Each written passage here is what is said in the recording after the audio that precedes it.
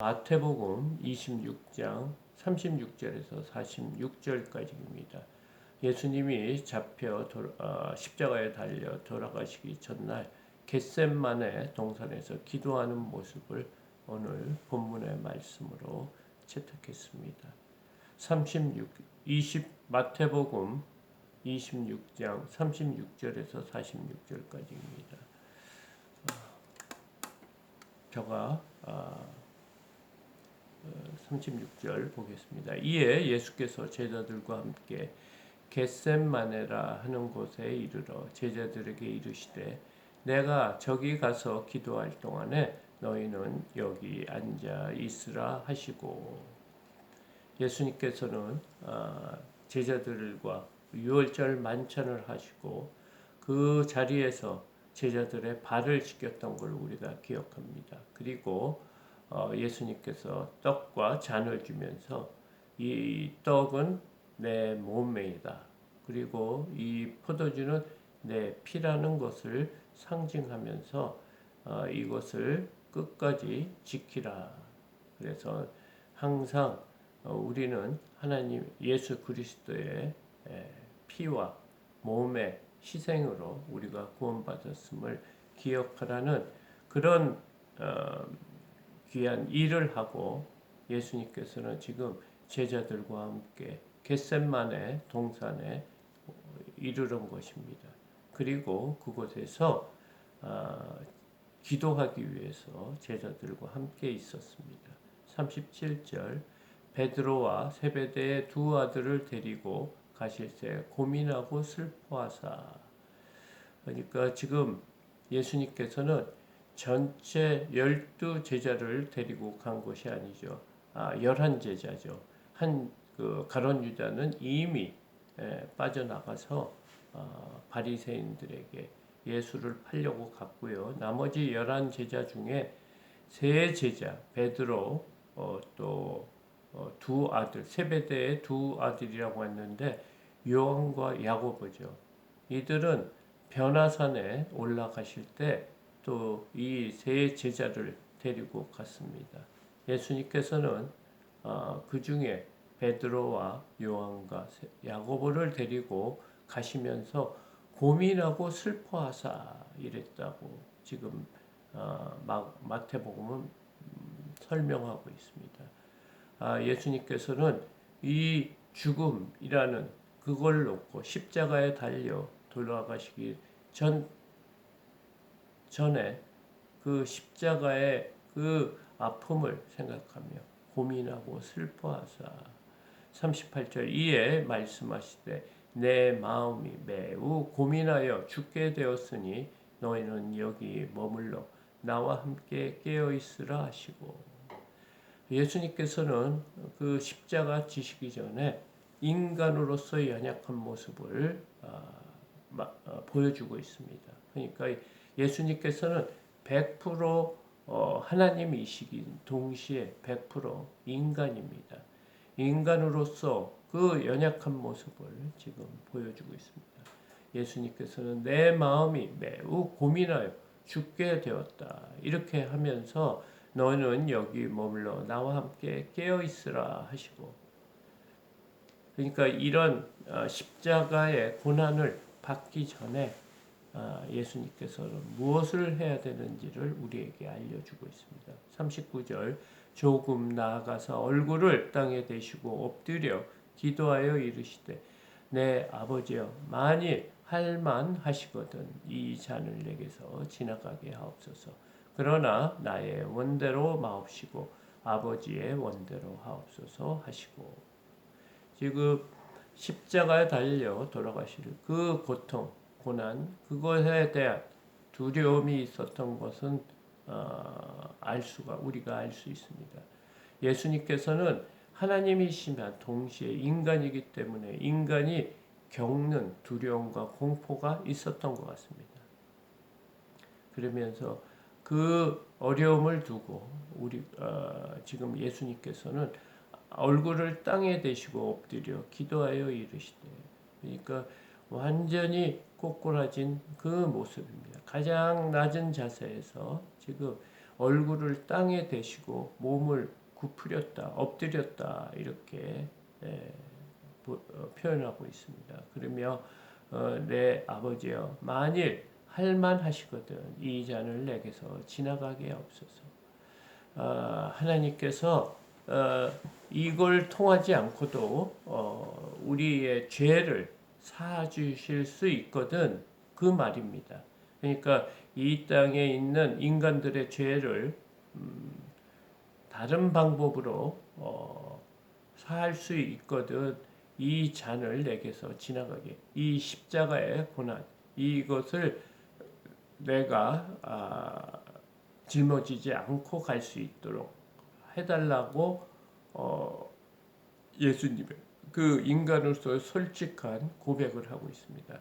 그러나 나의 원대로 마옵시고 아버지의 원대로 하옵소서 하시고 그러나 이 말은 꼭 해달라는 것이 아니고 그만큼 십자가의 고통이 컸다는 것이다.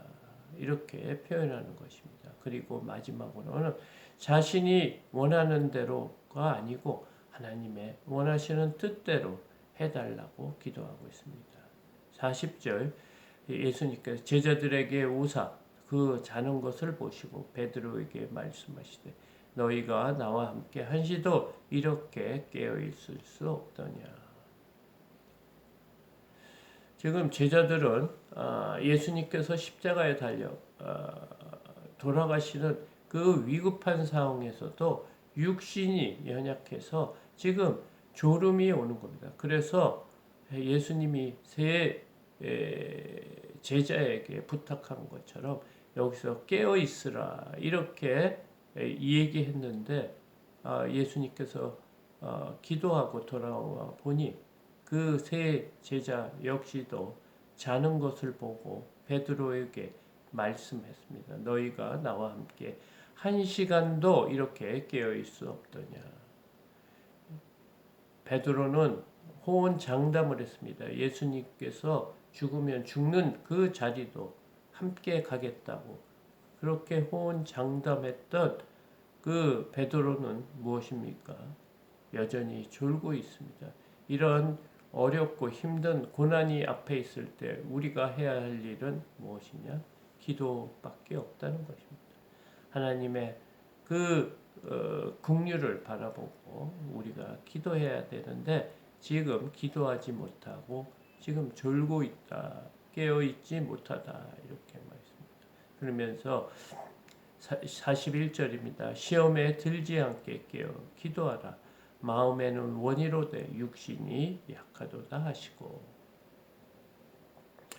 우리가 여러 가지 어렵고 또 힘든 때는 기도밖에 없습니다. 그래야지 그 어려운 고난과 고통을 이겨나갈 수 있는 힘을 얻을 수 있고 깨달음이 있기 때문입니다. 그런데 그들은 졸고 있습니다. 깨어있지 못하고 있습니다. 그래서 지금 예수님께서는 시험에 들지 않게 깨어 기도하라 이렇게 말하고 있습니다. 우리의 삶 속에 여러 가지 어려운 일이 많이 있습니다. 그럼에도 불구하고 우리가 기도하지 않고 있다는 것은 그 어려움 속에 파묻히겠다는 거예요. 그 어려움 속에 함몰이 돼서 그의 어려움이 우리의 삶에 그대로 전달되는 그런 삶을 살 수밖에 없는데 우리가 기도할 때 이 모든 고난과 고통을 이길 수 있는 힘을 주신다. 그러면서 깨어 기도하라. 그렇게 부탁하고 있습니다. 그런데 마음에는 원이로되 마음으로는 그렇게 하고 싶지만 육신이 약하도다 하시고 우리의 그 신체의 연약함 때문에 그렇게 하나님 앞에 깨어 기도하지 못한다 이렇게 얘기를 하고 있습니다. 그러니까 우리가 항상 깨어 있다는 것은 하나님 말씀 안에 하나님과 교통하며 살아야 된다. 하나님과 항상 기도로 교통하는 그런 믿음이 필요하다 이렇게 지금 예수님께서 말하고 있습니다. 42절 다시 두 번째 나아가 기도하여 이르시되 내 아버지여 만일 내가 마시지 않고는 이 잔이 내게서 지나갈 수 없거든 아버지의 원대로 되기를 원하나이다. 두 번째도 그 말입니다. 하나님, 저가 꼭 이걸 마셔야만이 하나님의 뜻이 이루어진다고 하면 하겠습니다. 이 말은 사실 굉장히 어렵다는 그런 의미가 내포되어 있습니다. 예수님조차도 이 죽음이라는 것이 얼마나 두려운 존재인지 지금 이렇게 말하고 있습니다. 우리가 예수님이 오시지 않고 구원을 받지 않았다 그러면 이 죽음 속에서 영원히 있을 수밖에 없는 우리들입니다. 그런데 예수님께서 우리가 당할 죽음, 이 두려움, 영원히 죽을 수밖에 없는 우리를 살리기 위해서 지금 십자가에 달리기 위해서 지금 기도하고 계시는 겁니다. 그러면서 자신이 이 일을 우리의 인간의 죄를 사하기 위해서는 이 잔이 어렵지만 자기가 이 잔을 받기를 원한다 하시고 43절 다시 오사 보신즉 그들의 잔이 이는 그들의 눈이 피곤함 일러라. 그들은 여전히 졸고 있습니다. 그러니까 예수님이 십자가에 달리는 그 사건 속에 그들은 믿음을 지키지 못하고 다 도망가는 것을 우리가 알 것입니다. 이렇게 기도가 엄청난 힘을 가지고 있다는 것을 지금 본문을 통해 우리가 알 수 있습니다. 그래서 우리가 항상 깨어 있고 하나님 말씀과 또 기도로 항상 주님과 동행하는 삶이 얼마나 필요한지 모릅니다. 이 악한 세상 말세에 갈수록 많은 유혹들이 있고 우리에게 겁을 주고 또 우리에게 불안과 또 공포를 주면서 하나님을 믿는 것에 대해서 막는 여러 가지 일들을 기도로서 이겨나가는 저와 여러분이 되기를 소망합니다. 44절입니다. 또 그들을 두시고 나아가 세 번째 같은 말씀으로 기도하신 주 이에 제자들에게 오사 이르시되 이제는 자고 쉬어라. 보라 때가 가까이 왔으니 인자가 죄인의 손에 팔리느니라.